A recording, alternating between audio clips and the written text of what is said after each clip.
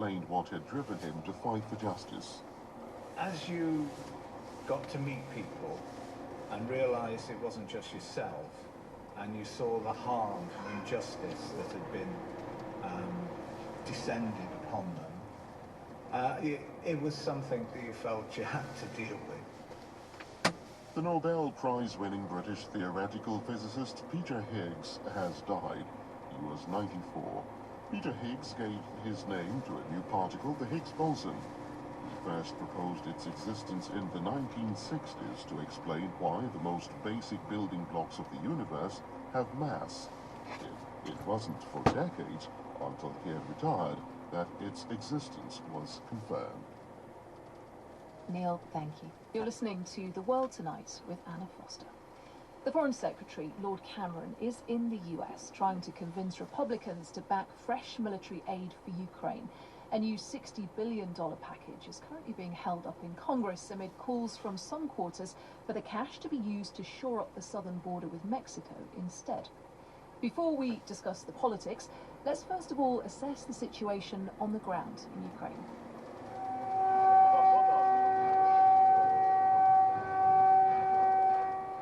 Air attack sirens are a regular sound across Ukraine, including this one in its second city of Kharkiv in the east. That one was on Saturday, where a Russian nighttime attack killed 6 people and wounded almost a dozen.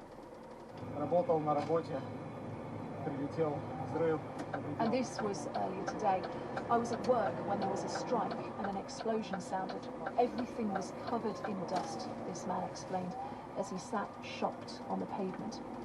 Ukraine's President Volodymyr Zelensky was also near Kharkiv today, inspecting military fortifications. He posted this message on social media. Russia's goal is clear. They want to do everything possible to drive people out of Kharkiv and the region. Whatever Putin touches becomes ruins. We must make every effort, both possible and impossible, to protect as many of our cities and communities as possible from him. The Times journalist Tom Ball has spent the last 3 weeks travelling around Ukraine. He's now in Kramatorsk in the east of the country after leaving Kharkiv yesterday. And he described to me how life in Kharkiv has changed over just 2 years of war. After the full-scale invasion, Kharkiv was one of the first cities to be targeted by Russian forces. So the city came under a pretty intense barrage of artillery and aerial bombardment then, with Russian troops on the outskirts of the city in various neighbourhoods that were effectively razed to the ground. So that was the kind of previous peak, and then there's been a 18-month lull since the Russian troops were repelled away from the city, but basically since the start of this year it's started up again, and missile strikes, drone strikes on a near daily basis. We keep hearing this message that Ukraine needs more weapons and is running out. Is that something that you can sort of physically see on the ground? Yeah, Kharkiv is a very beautiful city. There's lots of parks. Architecturally, it's a mixture of Italian and neoclassical buildings from the imperial period and great constructed slabs from the Soviet period. But every street you turn down, seemingly, there is a partially destroyed or fully destroyed building. So it's very clear when you're there that this is a city that's been subjected to a very sustained and intense attack. And while we were there were a couple of strikes on residential buildings which killed a number of people. And on our announcement night that we were there was a strike that killed 8 people at a shopping centre about a 5-minute drive from where we were staying. So yeah, you are very aware constantly of the fact that this is a city that's under attack. What is the Ukrainian military trying to do to defend and to protect Kharkiv and to actually fend off some of those attacks? Are they managing to do that?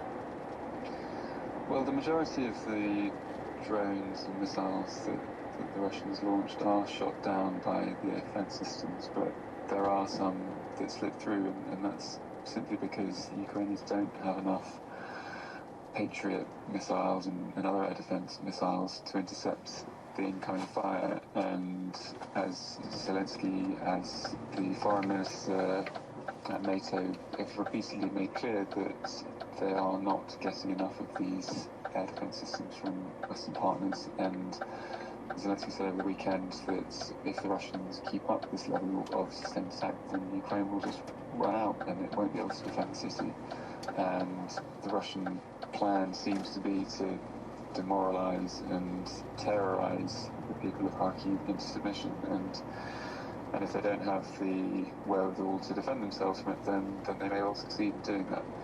As a Western journalist, people want you to communicate to readers back home that the lack of munitions in Ukraine is now reaching a really critical and dire point, and this has been talked about for several months now, and you kind of feel that it can't keep going on really, because they are reaching a point now where they simply don't have enough to defend themselves. That's the Times journalist Tom Ball. Well, Lord Cameron went to the US with a clear plan to convince Republicans blocking support to Ukraine that they need to change their minds. And he said that he was prepared to drop diplomatic niceties in those meetings.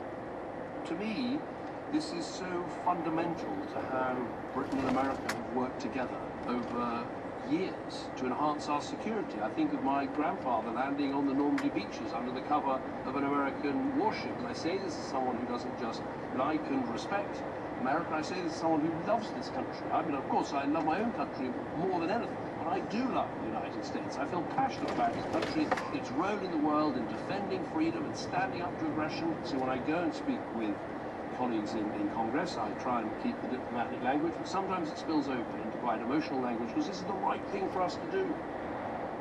Republican Congressman from Tennessee, Tim Burchett, currently serves on 3 House committees, including the Foreign Affairs Committee, and joins us on the line now from Washington, D.C. Mr. Burchett, thank you for joining us. Thank you for having me, ma'am. You heard David Cameron make that very emotional plea. Is it likely to change your mind? Well, I always am a little confused when folks say they come to Washington to meet with legislators. They usually just meet with our leadership. And honestly, our leadership is already there. It's the rank and file members like myself who are questioning the enormous expenditures and just what's the plan? What is the exit plan? Are we do we have any plan to, after this is over with, other than America picking up all the pieces and funding the rebuild of Ukraine? Currently, you know, we've 114 billion. I believe we're talking about another 60 billion this week. Our missile defense systems. No telling what else we have over there. So, yeah, I'm really concerned, and I'm also concerned about the accounting of where this stuff is going. And you know, we've heard reports of things out on the black market, and Zelensky's fired numerous of his top officials. I would like to know why they're firing them, because the reports we get are of some things that are going on with the funding. So I would just, I've got a lot of questions, and they're not really being answered. Were you invited to meet Lord Cameron on this trip? No, I was not. If you were, would you accept that invitation? Oh, sure I would. I'm very friendly with folks in England. On a side note, I collect old British motorcycles, but and I love the country. I love the people. My mom's brother died. He mentioned the D-Day invasion. My mom's brother died shortly after the D-Day invasion in the hedgerows. My mama flew an airplane during the Second World War, for goodness sakes. My dad fought the Japanese in the Pacific. We share a lot of common beliefs and admiration. I would just encourage them next time, though, to meet with some of us rank and file members, because you're as we have a saying in America, you're preaching to the choir generally when they come over here for these meetings. It sounds to me, and do correct me if I'm wrong, that if he were to meet with you, and if he were to answer your questions in a satisfactory way, that you might be open to changing your mind. Yes, ma'am. But again, we're never met with, and you know, and I have a vote just like everybody in leadership does. But again, that's the world we live in. It's politics. I'm not blaming him. I'm mainly blaming some of our own people over here. I just, again, it always amazes me. I spent 16 years in the legislature in Tennessee, and I was 8 years. I was a county mayor back in Tennessee, and you know, all you're doing is counting heads. You just have to have one more than the other side hits, pretty much, and you win. And they always do this every time. I can't tell you how many times I've been lobbied. Somebody sets up a meeting to come lobby me on a bill, and I'm the one who's actually carrying it, or I'm one of the sponsors.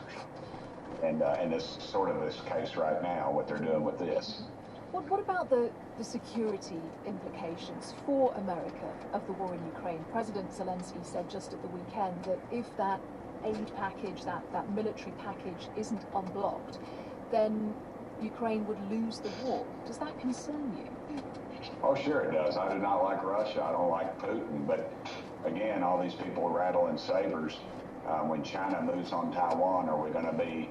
Is Europe going to deploy vast amounts of resources and human lives to protect Taiwan? You know, I mean, where are our priorities? Europe is we're North America.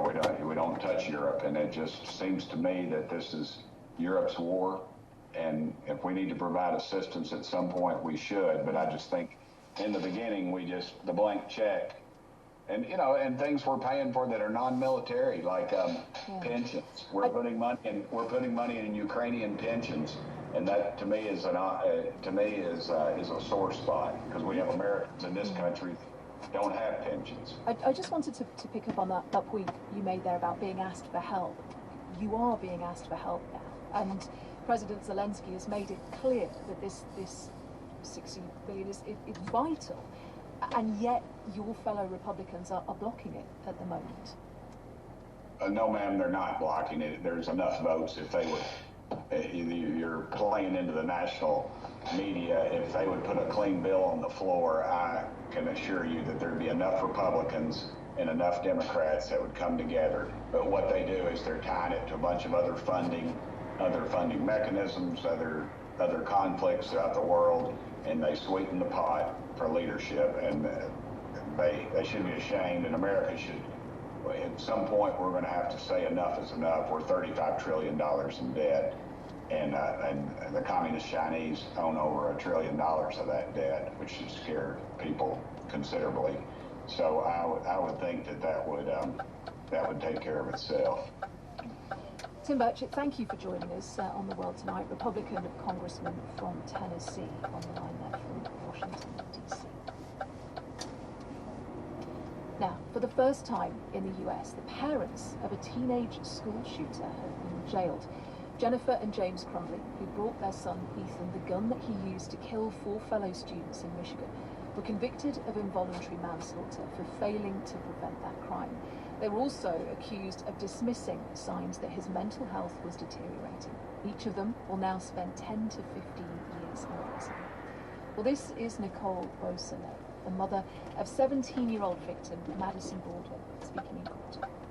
While your son was hearing voices and asking for help, I was helping Madison pick up her senior classes. While you were purchasing a gun for your son and leaving it unlocked, I was helping her finish her college essays. While you dropped him off at school, upset that he was failing class, I texted Madison, drive safe, it's slick outside, have a good day. Craig Schilling is the father of Justin Schilling, one of the students who died that day. And today he stood in court wearing a black hoodie with Justin's photo on the front and the words, "Fly high, our hero."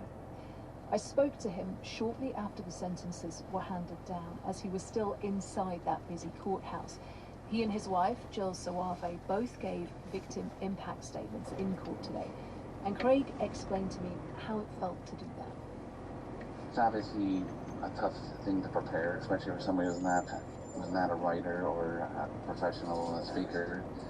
But it is important to let the judge know, how this has affected you, and let her know how horrible it's been over the last 2.5 years, and it's been tough to get through.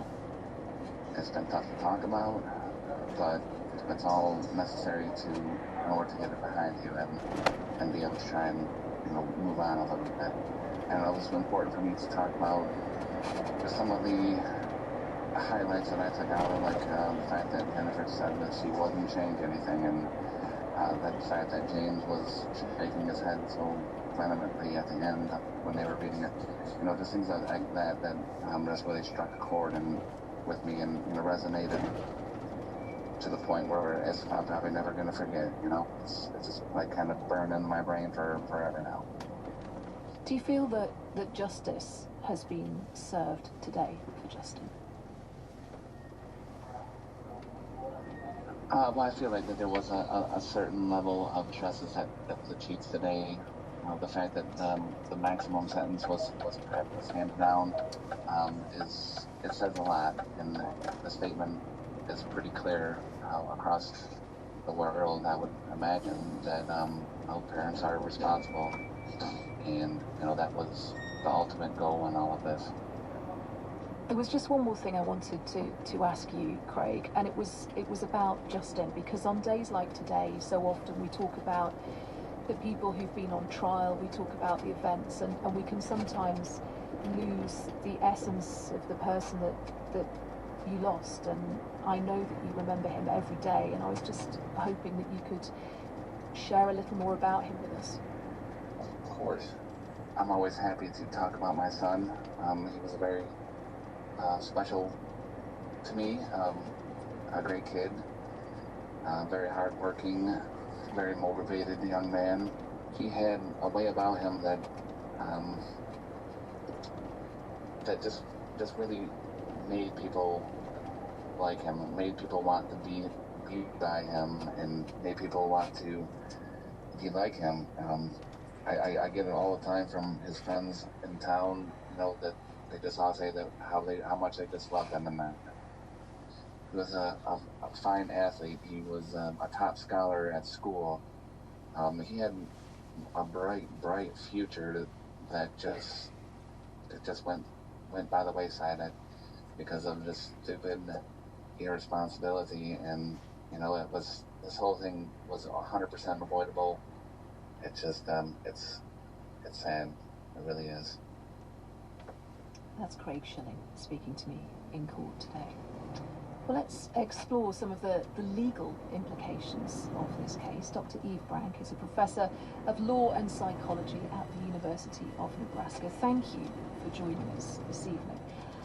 To what extent does this verdict and this sentence actually change the precedent in US law? Yes, thank you. And I so appreciate hearing about Jeff. It's unclear right now, I think, what precedent this will have and how things will change. This is new to hold parents responsible in this way, and to be clear, this was an involuntary manslaughter charge. This wasn't a classic parental responsibility charge. So the parents received, as you said, the maximum penalty, it seems, and so I don't think we know what will happen with this, whether this will be used to encourage other parents to take pleas, or if additional cases will go to trial the way this one did, or if this was just a unique kind of case with really terrible facts and will stand alone in the future. Parenting can be enormously difficult, and what would you say to parents of teenagers who are maybe having a hard time, a difficult time with their children, that they might look at this and think, my child is out of control. Could this happen to me in future? Yeah, right. And obviously being a parent is probably the toughest job we have. And so I think this is a little outside my purview from the legal precedent issues, but certainly seeking help, and if you are afraid, if there are things that concern you, seeking help and seeking out others who might be able to provide services and intervention and help when you feel like you are in those situations of concern. And that would make the difference legally, because at the heart of this was the claim that the parents didn't do those things, that they knew that there were problems and they didn't act on them, and that seemingly is what made the difference legally.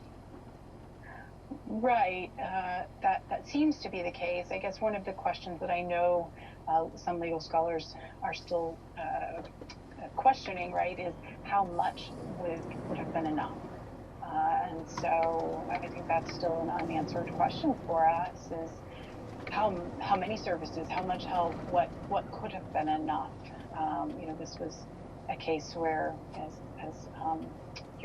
the parent who just spoke, it seems like there wasn't a whole lot that was done, but I don't think we know exactly where that line is, where we would say, okay, this was enough that had been done, and the parents wouldn't be then charged. Dr. Eve Brank, thank you for joining us, Professor of Law and Psychology at the University of Nebraska. It's almost 1 year since Sudan was plunged into a deadly civil war, with millions of people forced to flee their homes. Amid warnings of a catastrophic humanitarian disaster, the fighting between the Sudanese army and the rebel Rapid Support Forces, also known as the RSF, has also led to growing numbers of targeted killings. The Darfur region has been particularly affected. The UK government recently saying it bore all the hallmarks of ethnic cleansing. The BBC's Mercy Juma has visited neighbouring Chad to speak to the victims of attempted street executions and forced abductions. Ahmed's hands shake, his eyes fixed on the phone screen. He is watching a video showing 5 unarmed civilians lined up on a street in Sudan being threatened by men dressed in the typical style of the Rapid Support Forces and its allied Arab militias. Suddenly, they are shot at point-blank range.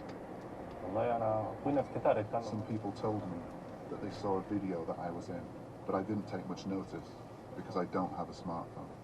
The 30-year-old, whose name we have changed, is one of the people in the video who was shot. This was the first time he had seen the footage of what happened. 2 of the men, Ahmad's cousin Amir and his friend Abbas, died instantly. Incredibly, Ahmad and the 2 other men survived. Like thousands of others in Sudan's Darfur region, he says he was attacked by the Rapid Support Forces and its allied Arab militias just because he is a part of Sudan's Black African community. After they opened fire and we were lying on the ground, I remember praying and thinking that it was the end. Then someone told us anyone who's just injured should get up and run away. After surviving the attack, he became one of the more than 600,000 people who have fled Sudan to neighboring Chad. Here, almost all of them have seen or experienced violence. Many people told us they were abducted from their homes at a gunpoint. We meet 23-year-old Mustafa at a refugee camp in Adre, Chad. He walks with a crutch and says he was rounded up from his home by militia members. He was put in a large group of men. Some of them were shot straight away, but he was first taken to help loot properties and then forced to run to an airport outside of town.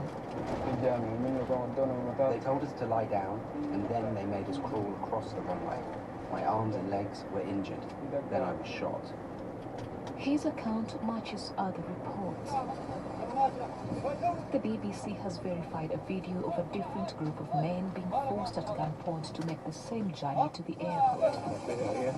We show it to him, and he says he recognizes 5 of his friends.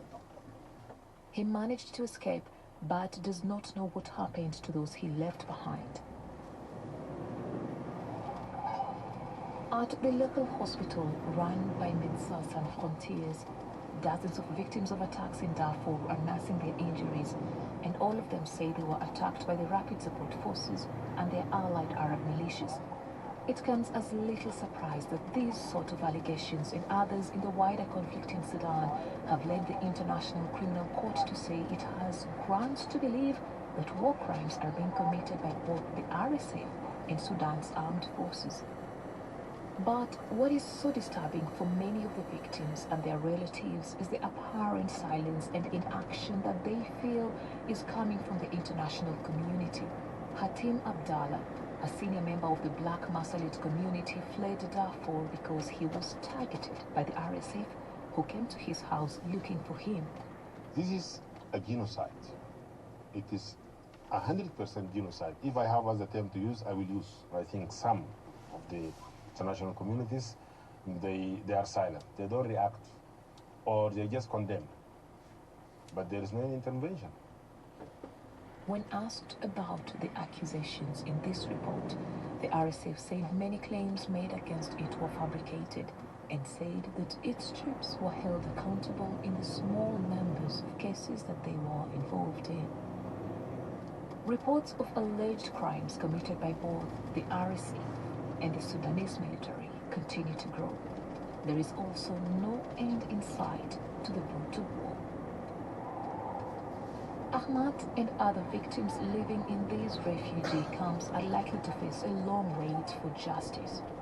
20 years ago, the UN says 300,000 people were killed in attacks on Darfur's Black African population.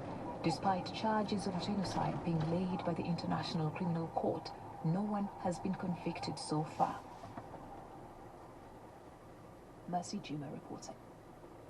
The UN's highest court has heard today that Israel's security is at the core of German foreign policy. Berlin has denied a claim that Germany is aiding a genocide in Gaza by selling arms to Israel. Nicaragua has brought Germany before the International Court of Justice to demand that judges impose emergency measures to stop it from providing Israel with weapons and other assistance. Well, in 2008, Germany's then Chancellor Angela Merkel told the Israeli parliament that Israel's security is an element of Germany's reason of state.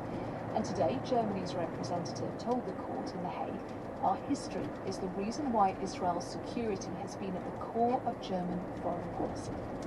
Well, Christoph Schulz is an editor and writer for the German newspaper Der Spiegel's parliamentary office. He was also their correspondent in Jerusalem between 2005 and 2010.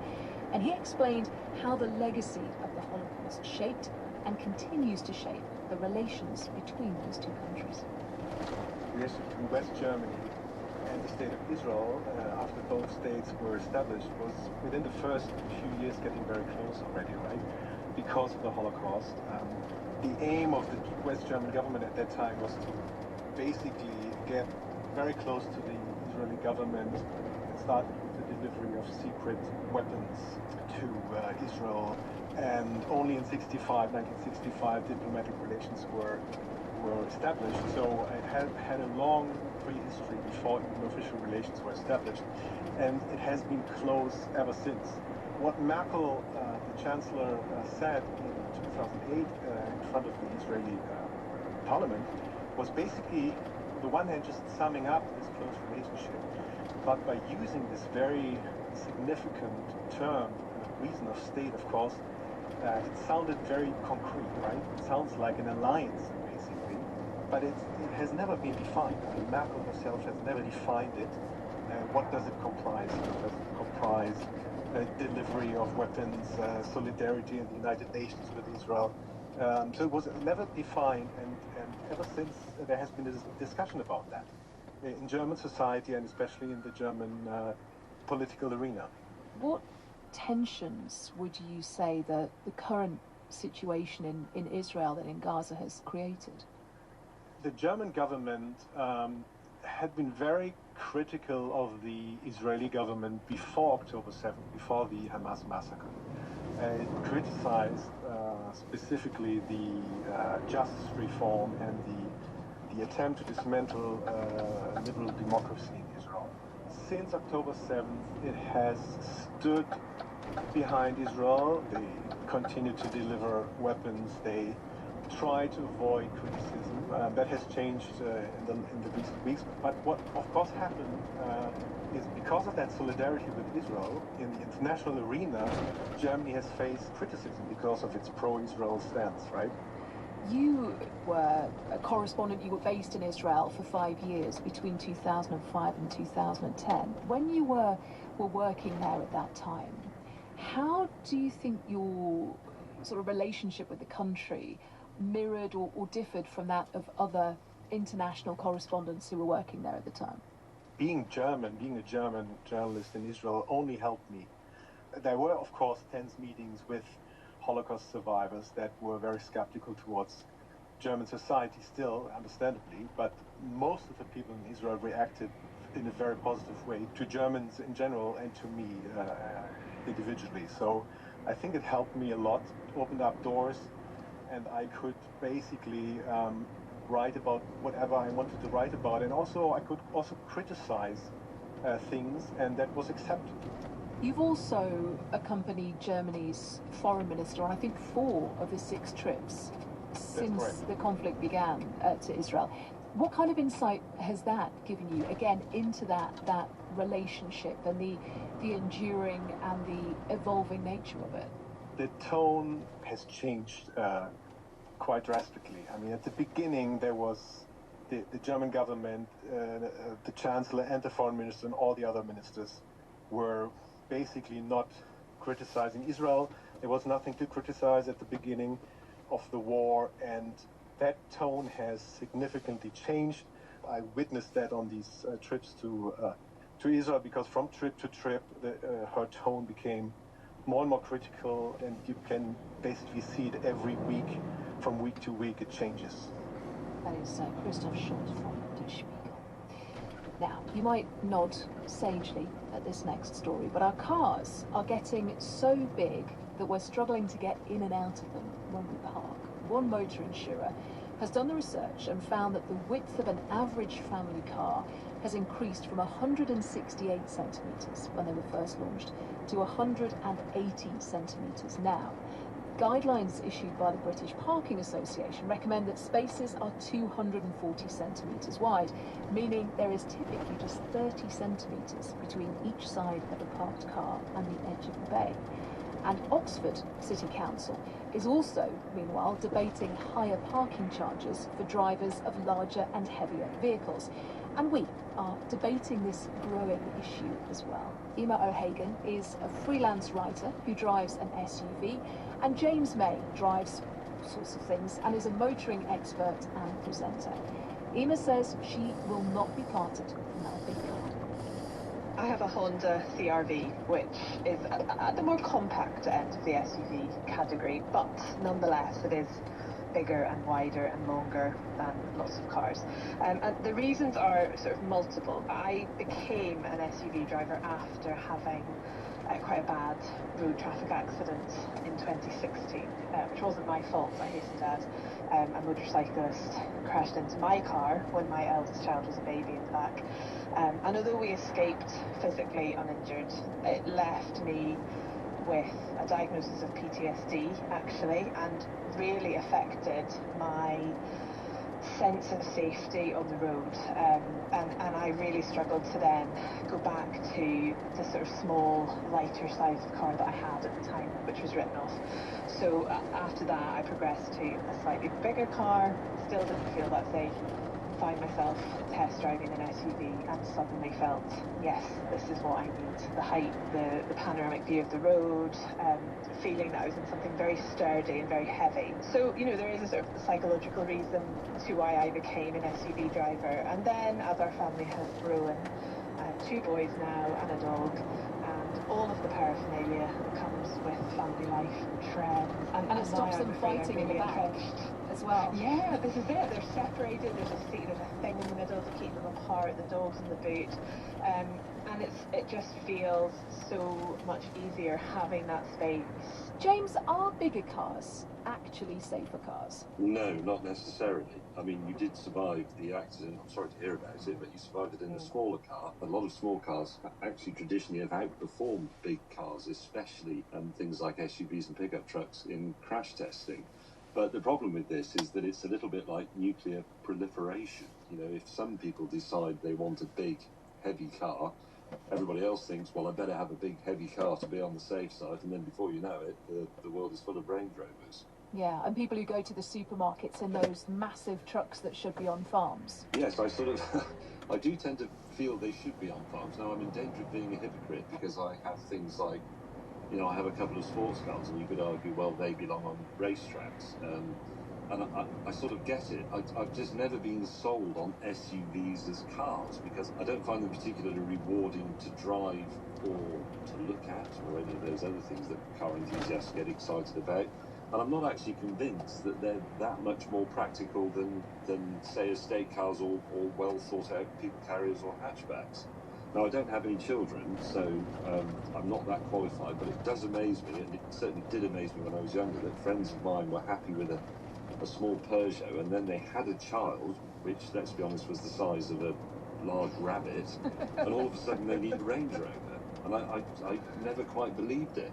That's a very good point. I suppose as well the reason we're talking about this is because of parking spaces and the fact that the cars are getting so big, the parking spaces aren't following, that people are finding it harder to get out. James, are we just not good enough at parking, or is there something in this? Part of the problem is that cars have been growing in length and width and height since, well, since about World War II, really. But I don't think standard parking spaces and indeed standard garages have really grown since sometime in the 70s, when somebody decided this is how big a car parking space should be, and it was based around a Ford Anglia or a Mark 1 Cortina or something.